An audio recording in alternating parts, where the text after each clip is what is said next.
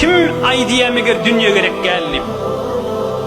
Haysi bir ahun molla din tutyan ya haysi bir Allah'ın kelamından birce ayetinin dünya gerek değerliyem var.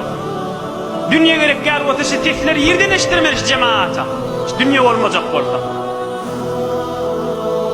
Şu avadan sakıf olmayacak orada yerden dünya olmalı.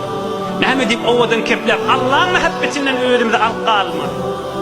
Näme dip dünya gerek gelmeme gerdip şolay diyen adamlarında köpsü yerin eteğine de girdile inni şu tadı bilenlerle o ciride der ahim mi ya o ciride demmediğini inni yerin eteğine bilenlerle hayp inni bilenlerinin peydası yok.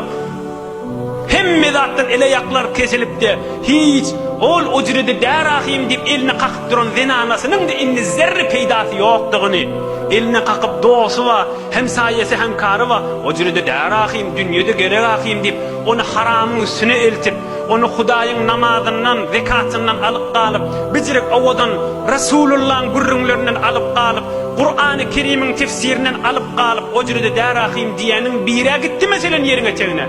O doğusunun yadına da düşena, fikrini de der, ayda bir gedek havlukman dua edip, gözünden yaşaktırıp, yok yaşaktırmadısın, yönü, Hudaya şoncayın cennet edip, ayda bir dua edenem. O cirde der ahim, dünyada gerek ahim deyip, dünya gerek, ama ahirete zarar vermeyecek yerde. Ahiret diyeni Hudayın buyruğuna.